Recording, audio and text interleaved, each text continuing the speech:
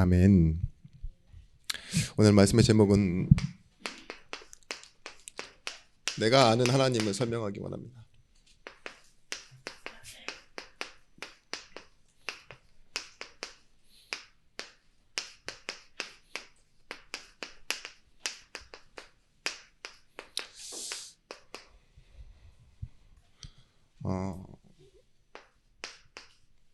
내가 아는 하나님을 말하기 원합니다. 말합니다 라고 해놨는데 제가 좀 제목을 좀 길게 늘렸습니다. 에베소서 3장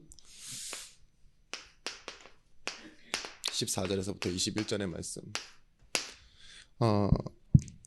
주일날 그런 말씀 드렸었죠. 질문을 내용으로 바꾸고 또한 틀린 질문이라면 뭐예요? 질문을 넘어서야 된다고. 그죠? 결론으로. 예를 그렇게 들었어요. 만약에 뱀이 하와에게 질문할 때 하나님이 동산 모든 나무의 실과를 먹지 말라 했느냐 라고 갈등을 주는 질문을 하지 않았다면, 그죠? 그렇다면 하와의 선택은 달랐을 수도 있다 라고 그냥 제가 예상만 해본 겁니다. 성경을 바꿀 생각은 없습니다. 근데 만약에 진짜 하나님이 동산 중앙에 왜 선악과만 먹지 말라 했을까? 선악과는 지으신 이유는 뭘까? 대화하듯이 계속 본질에 가까운 질문을 던졌더라면 아마 먹지 말아야 될 것으로 바로 생각하고 감사를 했을지도 몰라요. 이처럼 세상은 우리에게 질문하는데 나쁜 의도가 아님에도 불구하고 틀린 질문을 많이 던질 수 있어요. 특히 우리 하나님을 아는 하나님 자녀들에게. 그때 여러분들은 무엇을 말해야 되느냐? 내가 아는 하나님을 말해야 됩니다. 들은 하나님으로는 힘이 없어요. 그죠? 너도 알고 있는 하나님에 대한 그런 틀린 오해를 풀어내면 괜히 싸움만 됩니다. 진짜 예수를 믿습니까? 매일? 매 순간? 아니 힘줘서 얘기한다고 믿는 건 아니에요. 뭐 눈이 커진다고 진짜 믿어지는 건 아니에요. 결정적인 순간에 내가 예수 안 믿고 있는 모습 안 보이세요? 저도 그래요. 근데 이제는 감정으로도 내가 예수 믿는 걸 알아요. 내 감정이 진짜 예수를 믿어. 지식으로는 확실해. 근데 더 이상 이제 경력이 쌓였잖아요. 내가 새가족도 아니고 경력까지도 나를 뒷받침해. 난 예수 믿는다를 확실히. 그런데 내가 믿는 예수님에 대해서 말해봐 라고 했을 때는요, 엉뚱한 소리 하고 있어요. 그게 우리 현실입니다. 각 교계와 교파들 뿐만 아니라 목사님들, 뭐 어제 교회 나온 성도라면 더 할 말이 없겠죠. 근데 여기 제한 질문이 다 같겠습니까? 답이? 여러분 진짜 진실하면은요, 여기에 대한 답은 뭐냐? 나는 하나님을 잘 몰라요 라고 얘기해요. 그게 진실한 거예요. 내가 어찌 하나님을 다 압니까? 근데 더 정확한 건 뭔지 아세요? 하나님은 나를 완전히 전부 더 많이 아셔요.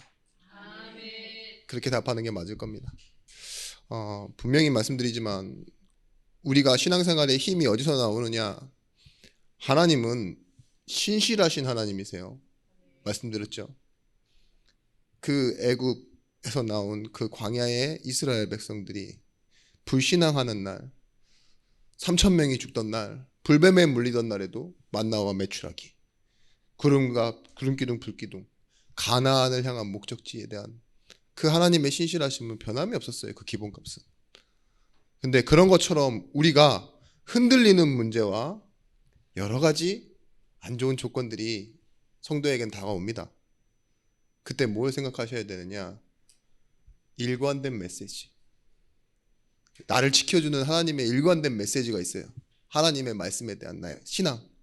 내 삶은 이미 비틀려졌고 이미 많이 무너졌다 할지라도요, 무엇이 나를 살아나게 만드느냐? 하나님의 성경에 나와 있는 일관된 메시지. 거기서 우리는 내가 아는 하나님은 이렇게 말해야 됩니다.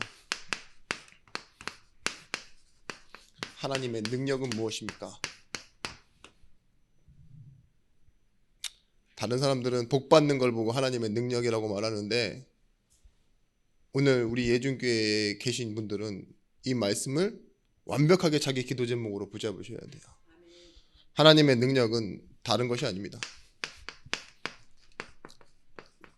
모든 운명과 또한 모든 시간표는 하나님의 손 안에 있습니다. 왜냐? 시작하시는 분이 하나님이시기 때문에 그래요. 그리고 그 모든 과정이 있고 배경이 있다면 그곳에는 창조주이신 하나님이 있으신 겁니다. 보세요. 하나님의 시작 없이 우리 이 땅에 이루어진 일들이 있습니까? 아무것도 없어요. 모든 사람은 그 시작점을 배경을 가지고 시작하고 어떠한 과정 이후에 내가 시작하는 거예요. 죄송하지만 여러분들은 아담이 아닙니다. 제가 저기 판도공파 27대 손인데 그죠? 우리나라에만 적용되는 제가 27번째로 대를 이었다는 거잖아요. 그죠? 제 시작은 제 시작이 아니에요. 그죠? 제 선택도 아닙니다. 근데 뭐가 있었어요? 하나님은요, 이 모든 일의 시작점을 만들어내시는 하나님이시라는 거예요. 우리는 이 시작에서 어떻게 해서든 공로를 쌓고 일한 대로 보상을 받고 가진 것으로 거래를 하려고 합니다. 이에 반대되는 개념이 뭐냐? 은혜의 하나님이에요. 하나님은 공로 없는 자에게 보상받지 못한 일한 것이 없는 자에게 은혜를 주신 하나님이에요. 바꿀 것도 없어요. 그런데도 하나님은요, 뭘 주세요? 은혜로 일하세요. 은혜란 말이 또 다른 말로 뭐냐? 시작이에요. 이 은혜란 말은 뭐냐? 받을 자격이 없는 자에게 주어지는 것, 줄 수 있는 것. 그래서 이게 하나님의 능력이라니까요. 얼마나 여유 있으시면 하나님은 주실 수 있습니까? 이 아무것도 한 것이 없는 자에게. 우리는 이 시작점을 가지고 공로 쌓고 보상하고 한다 그러죠. 그래서 결국 얻어내려고 하는 게 이거예요. 힘의 논리, 수의 논리, 인정받는 거죠. 그리고 옳고 그름과 지식의 논리에 빠져듭니다. 그런데 하나님은요, 이것을 다 뛰어넘는 하나님의 방법이 있어요. 사랑의 하나님.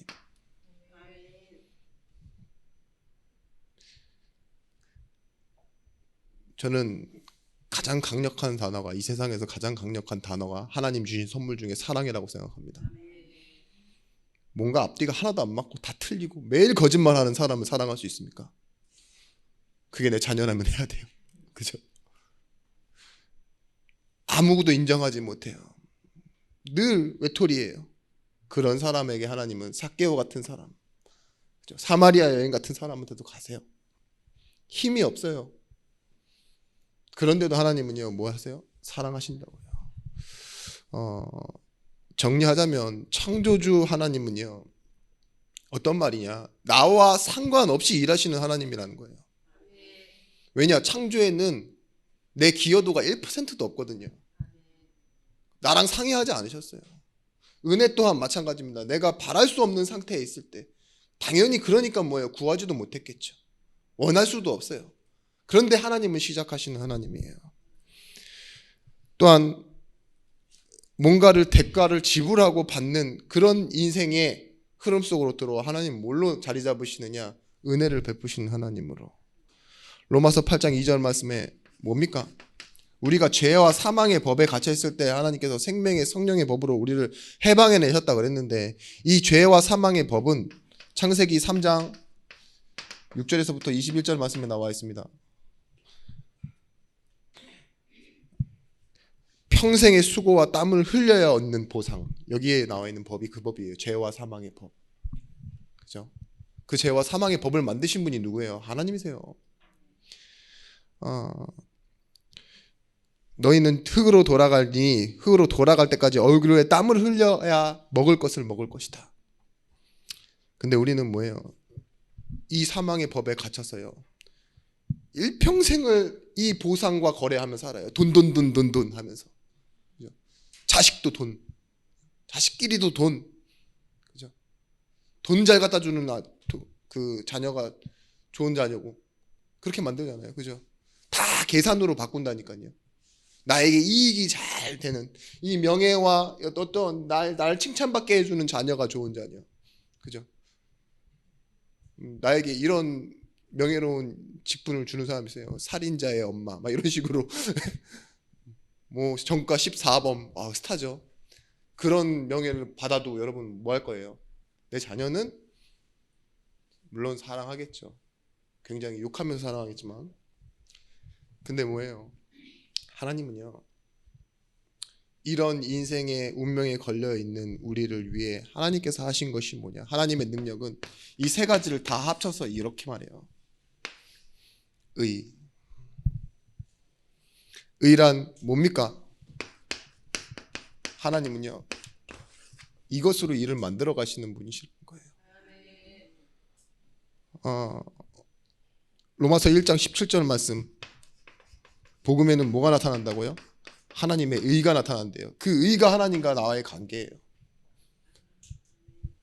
복음에는 하나님의 의가 나타나서 믿음으로 믿음에 이르게 하나니. 그 믿음이 뭐냐? 첫 번째, 하나님께서요 나를 먼저 믿어주심으로 말미암아 내가 믿음에 이를 때까지 하나님께서 내 관계를 만들어 가시는 거예요.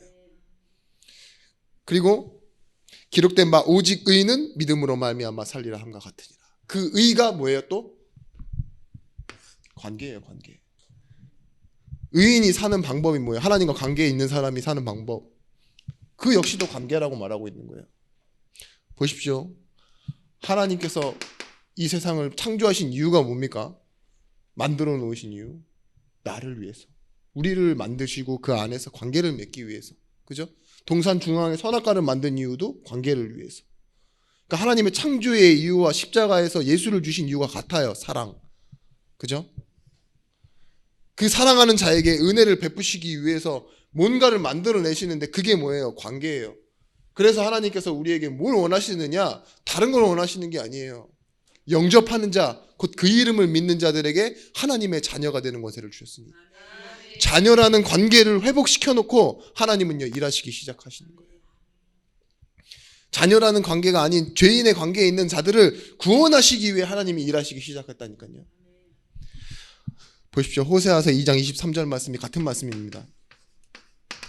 평생 창녀짓을 하고 남편이 아닌 그 다른 남자의 이름도 모르는 남자의 아이를 계속 데리고 들어온 그 고매를 하나님께서 뭐라고 하세요? 값을 주고 사하라, 사랑해줘라 이렇게 얘기하죠. 결론은 이렇습니다. 내가 나를 위하여 그를 이 땅에 심고 긍휼히 여김을 받지 못하던 자를 위하여 긍휼히 여기며 내 하나님이 아니었던 내 백성이 아니었던 자를 향하여 이르기를 너는 내 백성이라 하리니 그들은 이르기를 주는 내 하나님이라 하시라 하시니라.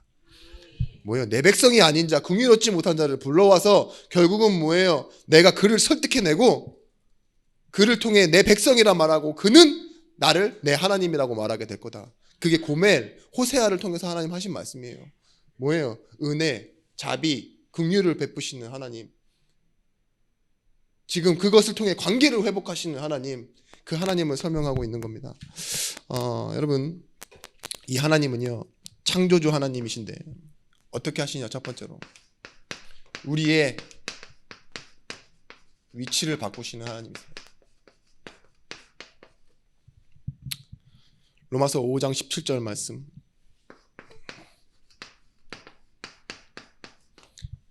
여기서 뭐라고 하고 있습니까?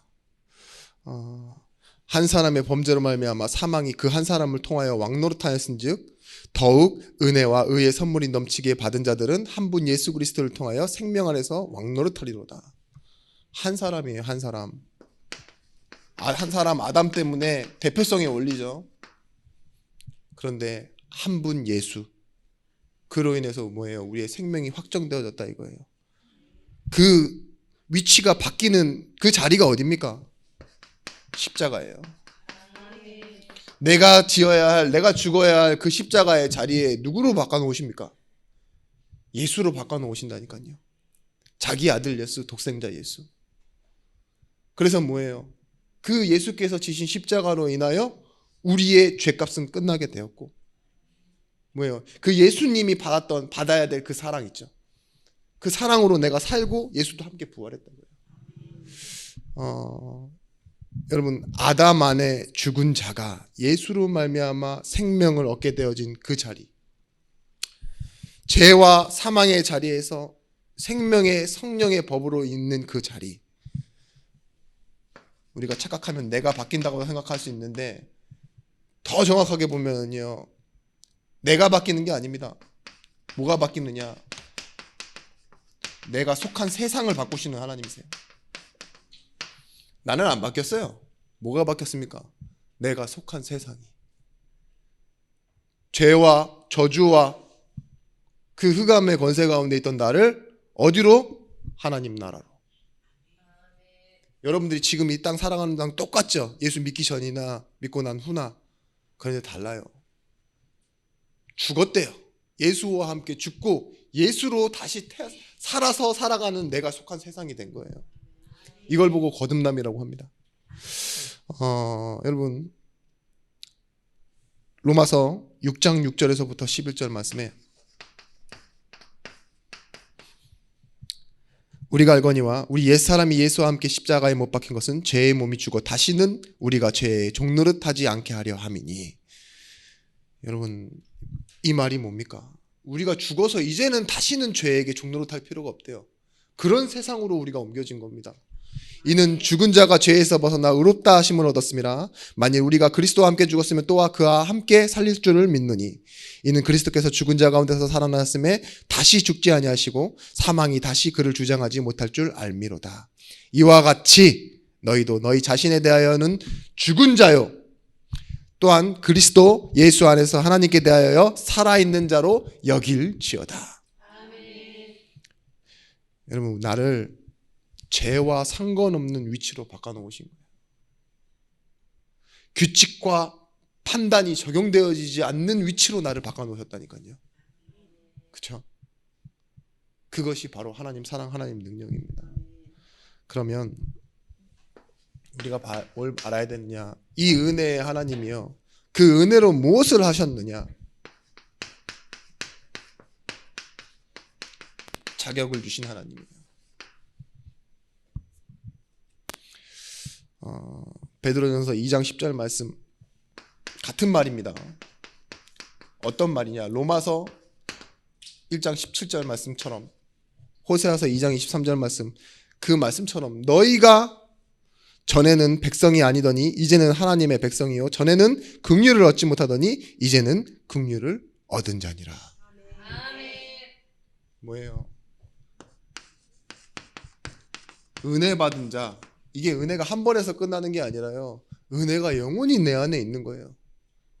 아시겠습니까? 성령이 내 안에 영원히 계시듯이 은혜가 한 번 받고 계속 받아야 되는 것이 아니라 영단번, 한 번 받았지만 뭐예요? 단번에 끝이 난 거예요. 영원한 것들이. 그래서 얻은 자예요. 사람들이 좀 회개합니다. 어떤 부분을 회개하느냐? 로마서 4장 6절 8절 말씀에 회개하라, 회개하라 이렇게 말하는데 회개가 아닙니다. 하나님이 돌이켜 놓으셨어요. 그걸 깨달을 뿐이에요. 그래서 뭔가 회개해서 어떤 거에 이르른다고 생각하는데 하나님께서 어떻게 자격을 주셨는지 아십니까? 묻지 아니하심으로 자격을 주신 거예요. 회개해서가 아닙니다. 다시 한번 말씀드릴게요. 일한 것이 없이 하나님께 의로 여기심을 받는 사람의 복에 대하여 다윗이 말한 바, 앞전 이렇게 얘기해요. 조금이라도 일을 하면 그것에 대한 주는 것은 당연한 보상으로 여긴다고, 더 많이 받기 원하는 사람의 심정. 그런데 다윗은 이 복을 뭐라고 얘기하냐? 일 하나도 안 했는데 하나님이 주시는, 하나님 자격이 없는 자에게 주시는 그 보상, 그게 은혜 아니냐라고 말하면서요, 반대격으로 이렇게 얘기해요. 불법이 사함을 받고 죄가 가려지심을 받은 자는 복이 있고 주께서 그 죄를 인정하지 아니하실 사람은 복이 있다 함과 같으니라. 어떤 잣대와 어떠한 기준과 판단으로 나를 죄인이라고 정죄할지라도 하나님이 죄 없다 하시고 묻어버리시면 그 사람도 복 있다 이거예요. 우리가 받은 복이 뭐예요? 실제 죄인이 아니란 소리가 아니에요. 아담에게 가죽옷을 쥐어 입히시고 덮으셨던 것처럼 하나님이요, 회개해서 뭔가를 우리에게 복 주시는 것이 아니라 묻지 아니하기로 작정을 하셨어요. 그게 우리에게 주신 자격이에요. 왜냐? 우리는 자녀니까. 직원이 아니에요. 자녀입니다. 그래서 로마서 8장 1절 2절 말씀 뭐예요? 결코 정죄함이 없대요.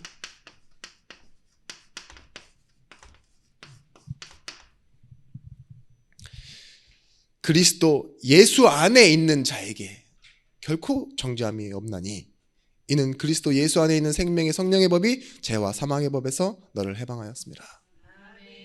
중요한 건 뭐냐? 이 결코 정죄함이 없다라는 말은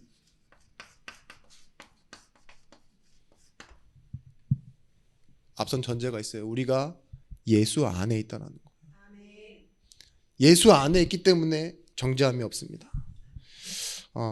죄는요, 사람들이 말하는 죄는 거의 다 대부분 도덕법이에요.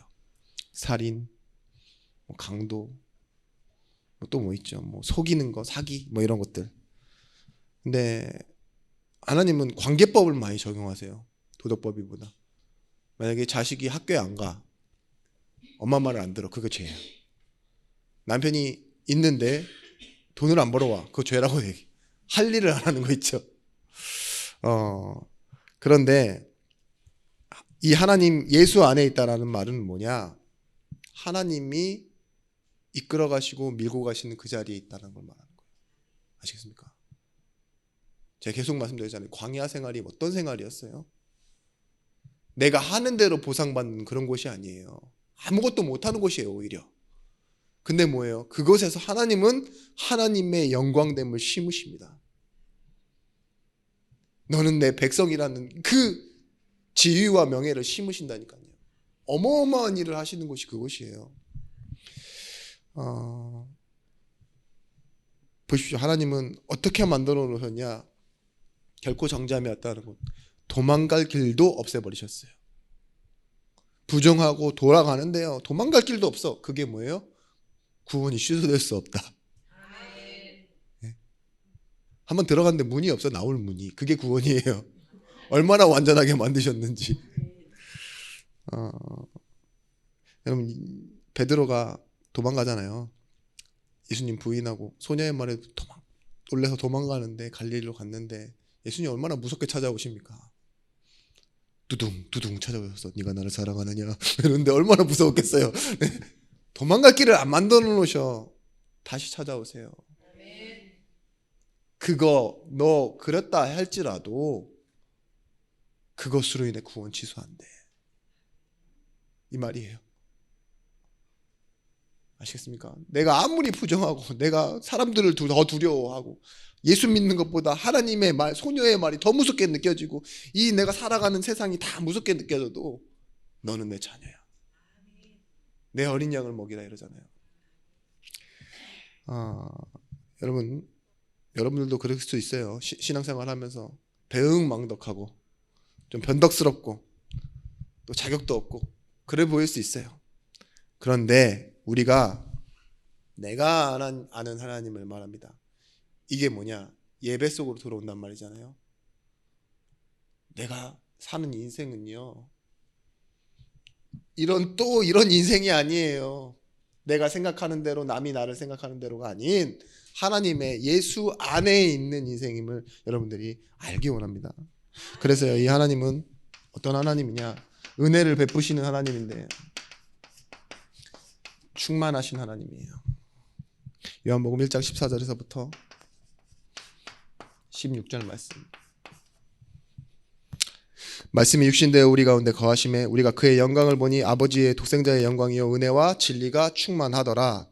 그렇게 얘기하면서요, 요한이 그에 대하여 증언하여 예체 이르되 내가 전에 말하기를 내 뒤에 오시는 이가 나보다 앞선 것은 나보다 먼저 계심이라 한 것이 이 사람을 가리킴이라 하니라. 우리가 다 그의 충만한 데서 은혜 받으니 은혜 위에 은혜로라. 보십시오. 이 은혜가 이루어지는 곳이 뭐예요? 말씀이 이루어지는 곳, 충만한 곳에서 이루어지고 은혜 위에 은혜로라. 여러분, 우리의 고백이 이렇게 돼야 됩니다. 회개가 때로는 막 무릎을 꿇고 눈물에 호소를 하고 뭐 어떤 감정의 상태로 하나님을 바라보는 상태가 아니에요. 에베소서 2장 18절 말씀.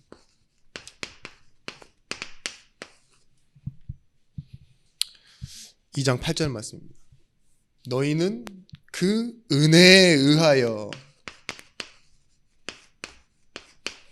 믿음으로 말미암아 구원받았다 그랬어요. 믿음도 어디서 발생되어지는 거예요? 은혜에 의하여 발생되어지는 거예요. 고린도전서 15장 10절 말씀. 바울이 얘기하죠. 내가 다른 사도들보다 더 많이 수고하였으나 그 또한 내가 한 것이 아니오 오직 나와 함께 하신 하나님의 은혜로라. 내가 나 된 것은 하나님의 은혜로 된 것이니가 먼저 시작이에요. 그럼 뭐예요? 내가 하나님의 은혜 속에서 찾아지고, 그죠? 내가 한 일, 더 많이 수고한 것도 무엇이래요? 오직 나와 함께 하신 은혜 속에서 찾아내는 거예요. 그래서 내 인생의 결론이 어디를 향합니까? 하나님께 영광. 우리는 이 하나님이 사랑의 하나님인데 일하시는 하나님인 것을 알아야 돼요. 이 서론대로입니다. 창조주 하나님, 은혜의 하나님, 사랑의 하나님. 사랑으로 일하시는 거예요. 하나님이 원하시는 건, 우리에게 진짜 원하시는 건 무엇일까? 저 말씀 준비 한번 생각해 봤어요. 여러분, 봉사하겠습니까? 봉사 좀 할 인원들이 맨날 부족한데 봉사가 필요해요. 하나님, 그냥 여기 한 명만 주시면 돼요. 똑똑한 사람 주시면 안 돼. 멍청한 사람 줘야 돼. 교회 다 낼 수 있도록. 그렇게 일하시면 돼요. 제가 얼마 전에 말씀드렸죠. 그 천안에 진짜 힘든 교회가 있어요. 아직도 막 커튼이 이렇게 쫙 옛날 커튼 쳐져 있고, 또 목사님 아들이랑 목사님이랑 같이 이렇게 교회 섬기는데 제가 기도를 많이 하고 있는 교회예요. 근데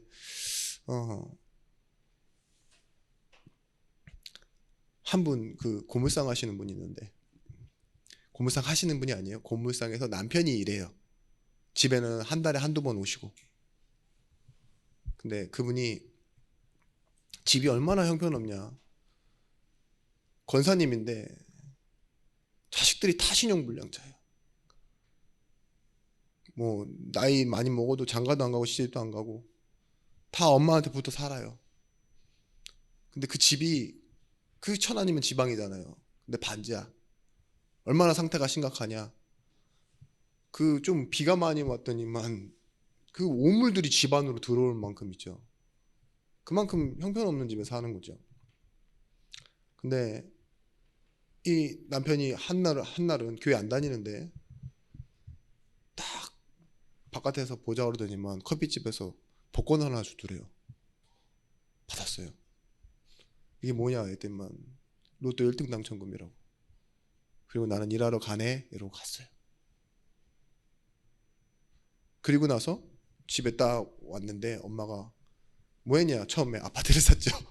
아파트를 하나 사시고 교회 헌금을 하고 자녀들 빚 해결해주고 그냥 그렇게 살았다고 하는데, 아주 평범하고 놀랍지 않은 얘기죠.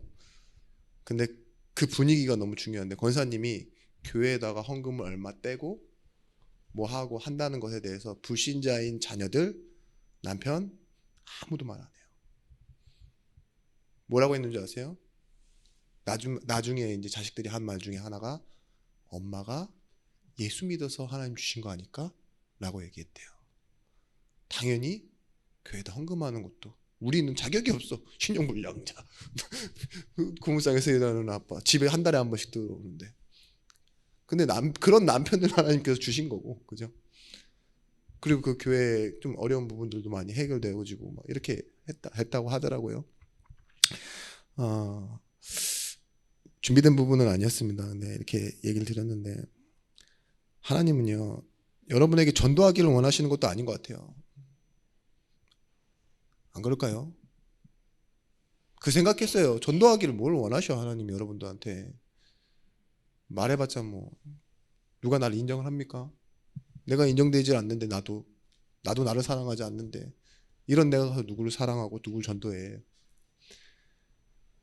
그런 생각 들었어요. 하나님 다메섹에서 바울 같은 사람 꺾으신 것처럼 몇 번 더 꺾으세요. 그러면 확실하잖아. 하나님도 할 수 있잖아. 왜 우리한테 시켜 그런 걸 부담되게.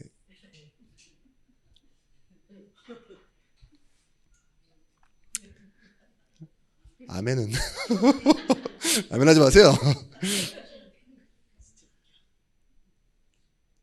생각이 들었어요. 그 질문을 타고 들어가다 보니 하나님이 일하신다는 것을 내가 믿기 원하시는 거구나. 조금이라도 하나님이 이 사람을 사랑해서 전도하러 찾아갈 때 그런 마음, 하나님의 마음을 자녀인 나도 알기 원하시는구나. 전도라는 목적과 결과를 내는 걸 원하시는 게 아니라 나를 통해서도 물론 구원하시면 좋지만, 그죠? 그러면 나는 안 돼도 전도를 위해 사는 사람 돼야 되는구나. 본질적인 질문에 대한 답이 됐습니다. 자식과 부모가 정상적이라면요, 서로 행복한 관계 속에서 바라봐지는 게 정상 아닐까요? 돈 많이 벌어야 돼, 훌륭한 사람 돼야 돼, 성공한 사람 돼야 돼, 그런 걸 말하는 건 상처 있는 부모고, 그죠? 부모가 내가 너를 사랑하는 것처럼 너도 네 자녀를 그렇게 사랑해줘. 그게 정상 아니겠습니까? 여러분, 요한일서 4장 10절 말씀. 사랑은 여기 있으니 우리가 하나님을 사랑한 것이 아니요 하나님이 우리를 사랑하사 우리 죄를 속하기 위하여 화목제물로 그 아들을 보내셨습니다. 사랑이 어디 있습니까? 여기 있대요. 여기. 근데 그 여기가 뭡니까? 내가 하나님을 사랑한 것이 아니요 하나님이 먼저 나를 사랑하였습니다. 그 시간표가 우리가 아직 죄인 되었을 때, 우리가 아직 원수 되었을 때, 우리가 아직 연약할 때. 근데 그 시간표를 하나님은 우리가 예상한 것보다 좀 빨리 잡아놓으셨어요. 창세전에, 영세전에 지명하여 택하여 우리를 부르셨대요. 모집한 게 아닙니다. 히브리서 9장 27절 말씀, 7장 27절 말씀, 7장 27절 말씀, 9장 12절 말씀. 이 말씀에 그는 대제사장들이 자기를 죄를 위하고 다음에 백성의 죄를 위하여 날마다 제사 드리는 것과 같이 할 필요 없으니 이는 그가 단번에 자기를 드려 이루셨습니다. 염소와 송아지의 피로 아니하고 오직 자기의 피로 영원한 속죄를 이루사 단번에 성소에 들어가셨느니라. 보세요. 전 이 부분에 뭐라 말하고 있느냐. 사랑이 입으로만 하는 진정성이나 어떠한 계약에 대한 보상이 아니에요. 하나님은 실제 그 사랑을 위해서 움직이셨습니다. 이 진정성이란 말이 영어로 인테그리티죠. 말과 행동이 같은 거예요. 똑같은 거. 하나님은 어떠신 분이냐? 말씀에 나와 있는 사랑, 그것을 실제 이루신 하나님이고 지금 뭐예요? 약속대로 이뤄가고 계신 하나님이에요. 이 사실, 하나님의 사랑에 대한 진정성. 여러분, 하나님이 어떤 분이신가라는 질문에 너무 집착하지 마세요. 아시겠습니까? 두 가지를 같이 봐야 됩니다. 내가 누구기에 대해서 놀라셔야 돼요. 하나님이 어떤 분이신가는 알겠는데 내가 누구기에 하나님이 이런 사랑을 나한테 주시지? 이 부분이 만나는 부분이 예배입니다. 예배. 그죠? 아니면 신학교에서 배우기만 하면 돼요. 그런데 내가 누군지를 알고 내 삶 속에서 하나님을 만나기 때문에 우리는 예배하는 거예요. 여러분, 사랑은 우리도 알지만 내가 최악의 상태에 놓이는 게 죽음이잖아요. 그죠? 내 인생의 최악의 상태에 놓이는 걸 보고 죽음이라 그래요.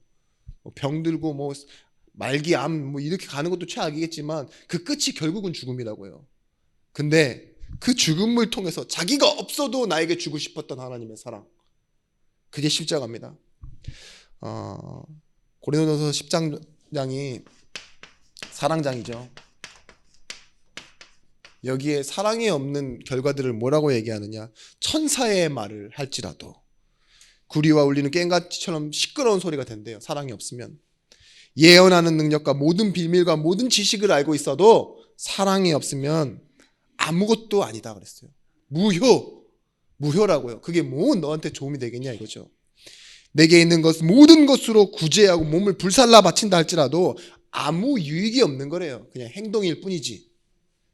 I am nothing, 아무것도 없는 거래요. 그러면서 뭐라고 합니까? 사랑을 맨 마지막에 정의하기를, 사랑은 모든 것을 참으며 모든 것을 믿으며 모든 것을 바라고 모든 것을 견디느니라. 보세요. 사랑은 결국은 뭐냐? 참고 믿고 바라고 견딘대요. 우리 교회가 이렇게 하나님의 사랑이 풍성한 교회가 됐으면 좋겠습니다. 사랑을 요구하고 마치 사랑이 대단한 것처럼 주는 척하고 생색내는 것이 아니라 이 사랑 때문에 참고 믿고 바라고 견딜 수 있는 하나님의 사랑의 하나님이시라고 그랬잖아요. 그쵸? 왜 그렇습니까? 여러분을 견디셨잖아요. 여러분들을 참으셨잖아요. 알면서도 간과하심으로, 이 말은 뭐예요? 알고도 지나치셨다는 거예요. 그리고 어디까지 끌고 가세요? 모든 사람의 죄를 지나쳐서 십자가에까지 끌고 가시는 거예요.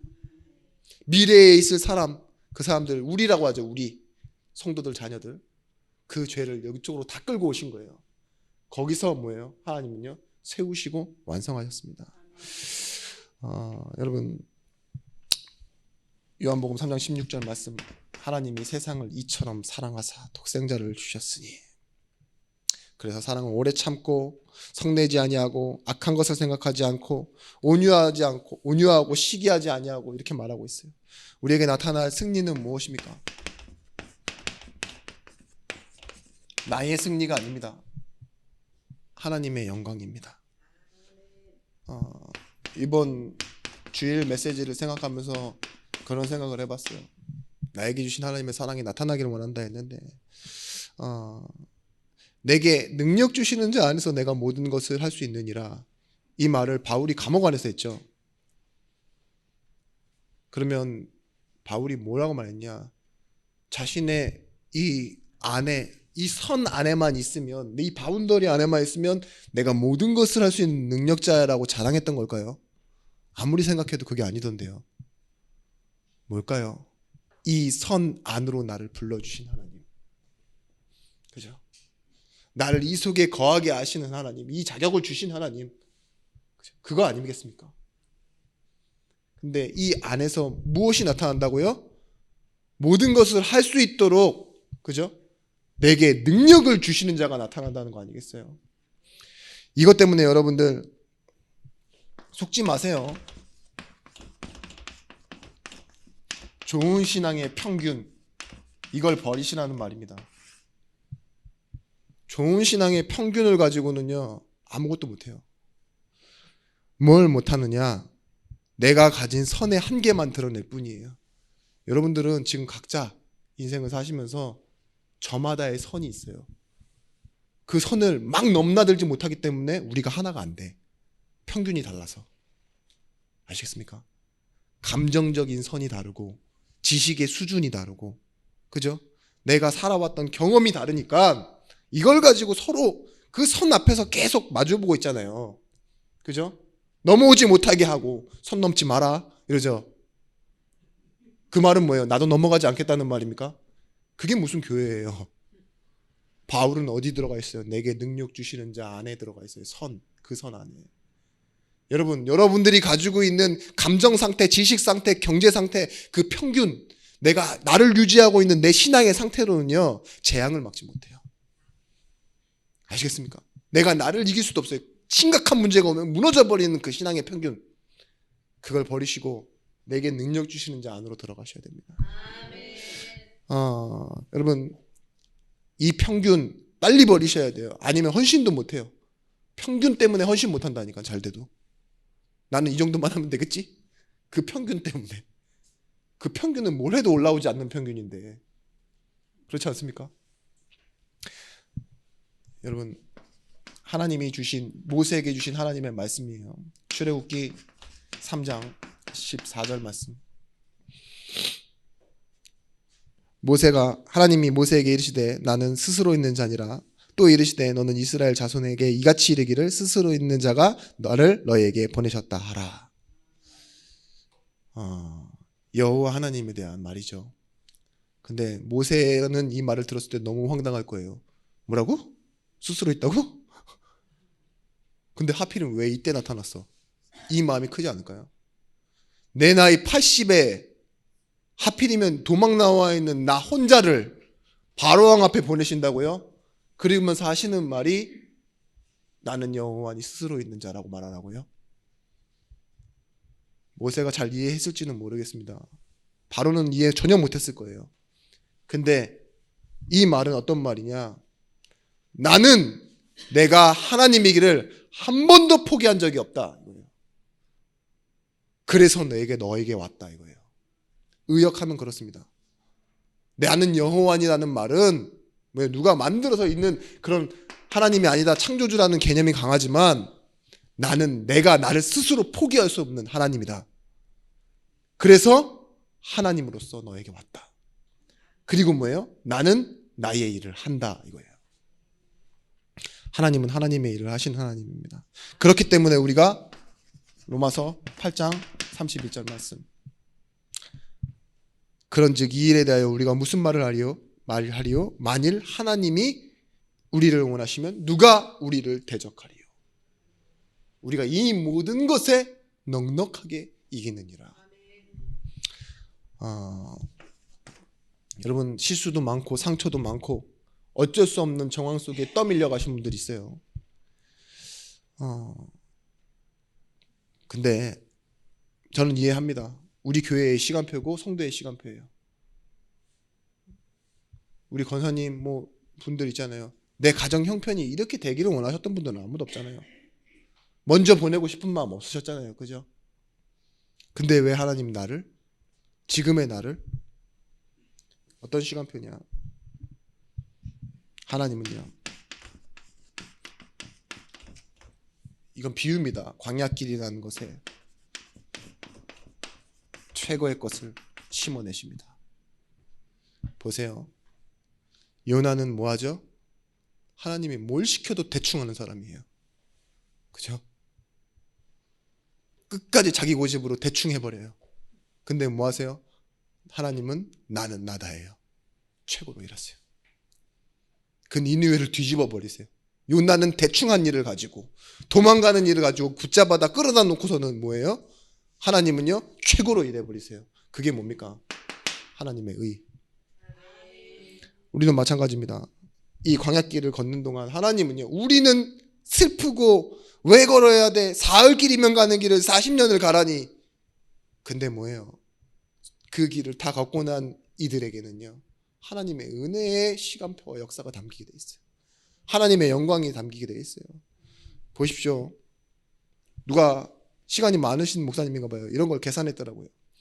40년 동안 200만 명이 1세대에서 2세대로 교체되려면 하루에 죽는 장래의 그 숫자가 140 정도 된다. 139에서 140 정도래요.